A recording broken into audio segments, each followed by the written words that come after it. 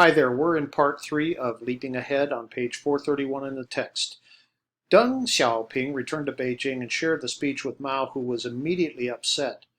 Khrushchev had pushed for relaxation of collective agriculture and permission for smaller enterprises to exist.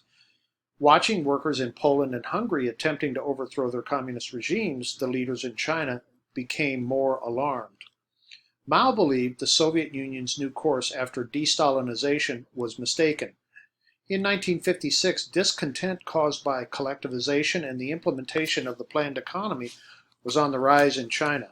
More peasants streamed into the cities in 1957 to escape hardships in the collectives and seek employment in rapidly expanding state-run factories. The CCP was confronted with the greatest crisis since the 1949 takeover. Mao advocated for continued struggle between the classes and made several speeches which outlined his thought. In 1957, the Soviets launched the Sputnik 1 satellite into orbit, putting its space program ahead of the US. Mao declared this as the east wind prevailing over the west wind. Mao said the socialist world should mobilize to contain US imperialism. He calculated that the PLA, the People's Liberation Army, could attack the islands of Jinmen and Matsu, reasoning that the U.S. would shrink from any involvement. However, President Eisenhower threatened that if China invaded Jinmen, the U.S. was prepared to deploy an atomic bomb. And here's Taiwan. This is where I used to live. Taipei is about right there.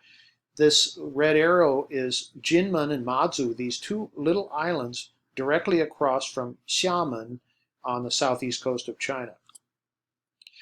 The Communists began the 100 Flowers campaign in 1957, where Mao encouraged open criticism. The movement reached its climax in May of 1957 in surprising debate that fully confirmed the skeptics' fears. The cult that had formed around Mao was criticized as well. They demanded for far-reaching political change, even calling for a multi-party political system and democratic elections. Mao launched an anti-rightist campaign in June of 1957 that went to 1959. All who criticized were denounced and punished, and thousands were sent to labor camps. Mao enlisted Deng Xiaoping to manage the campaign, branding some 550,000 intellectuals as rightists. Increasingly strained relationships resulted in the Sino-Soviet split of 1960. Mao characterized the Soviet Union's efforts to gain influence in the developing world as social imperialism. Here's a picture of Deng Xiaoping, and that's Jimmy Carter in the background.